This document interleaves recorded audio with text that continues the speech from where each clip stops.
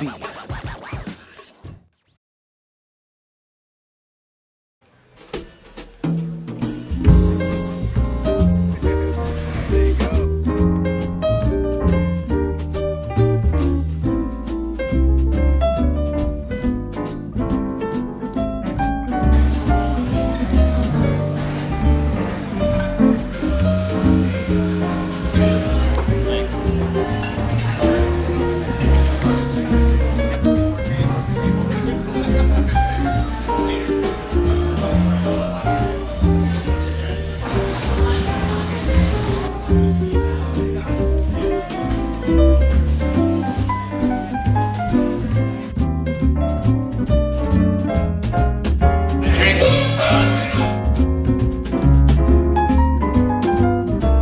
OutPost Kitchen, Costa Mesa.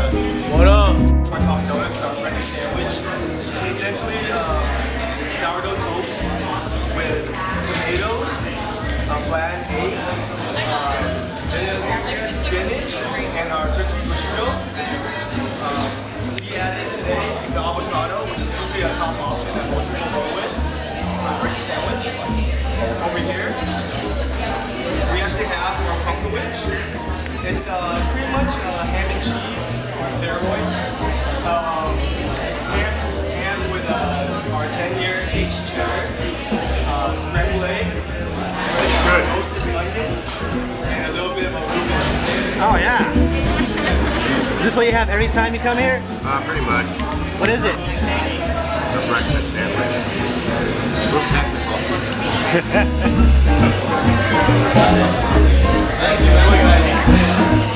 My name's Jay, owner of OutPost Kitchen, hanging out with my good mate Omar.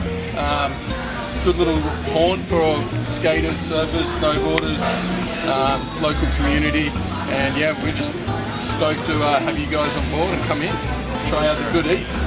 Thanks for the good grinds. Always, brother, always. Cut. Hi, this is Jeanette Duran with Roast Beef, and I'm here with Omar Hassan.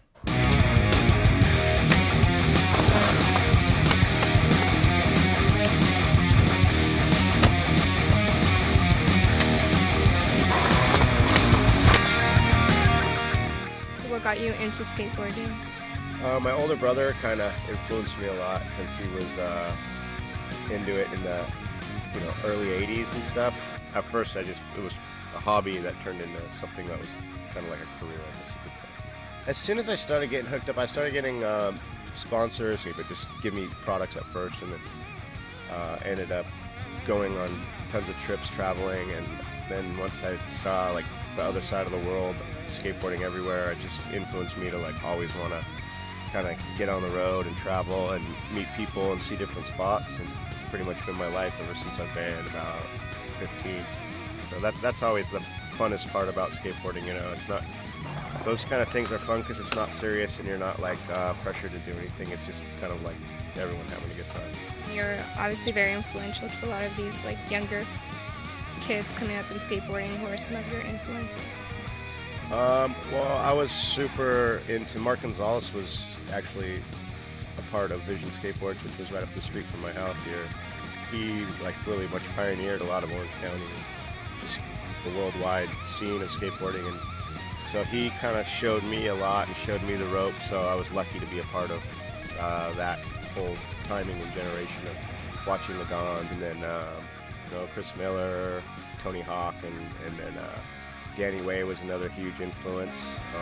So that was like that generation that I kind of grew up in, so I mean the list goes on and on, but when I was a kid I started skating transition, and then street skating like kind of came into play more, and so then tranny was gone completely, and I just ended up skating street like for the majority of the 90s, like 90s, from like 92 to about almost 98, 99, and I mean we luckily have like some stuff to skate, tranny stuff, everything was backyards, and everything was like privately owned.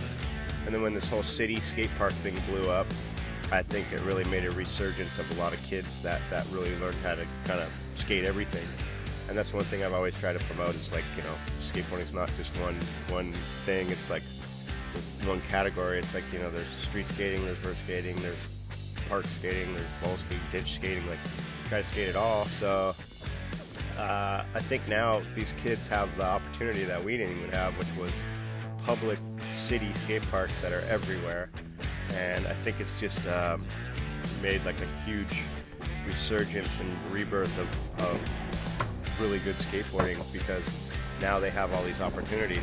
You know, the one thing I do respect though are the kids that actually look into like the history of skateboarding and understand what skateboarding is about, instead of just growing up over the local park and being good at it. You know, and there's a whole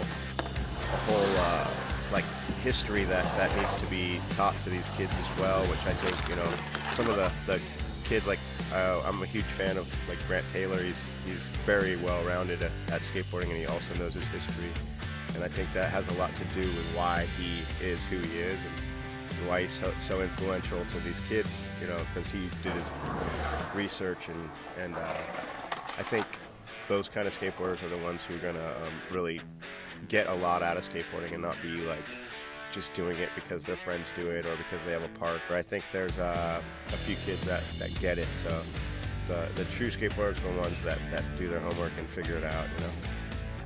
What is it that you're most looking forward to in the future? Yeah, I mean, I've been working on some stuff, compiling footage for the last probably like 4 years actually. Like, so I'm putting out this part here pretty soon. And I just, the thing that I look forward to now as I get older, I just like enjoy skateboarding more. And it's not, I don't feel like that I'm doing it for like prove myself reasons or to because I have to.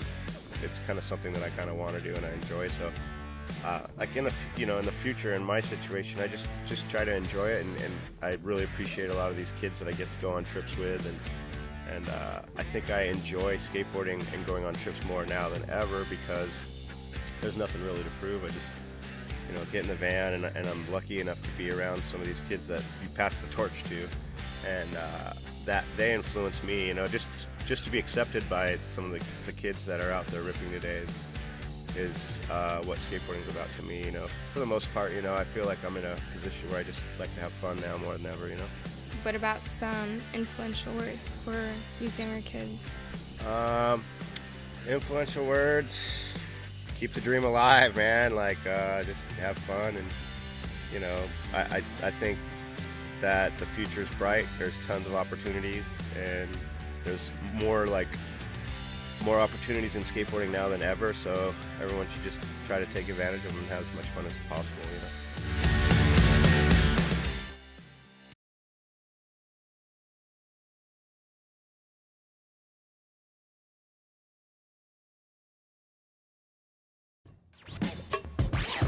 Roast beef.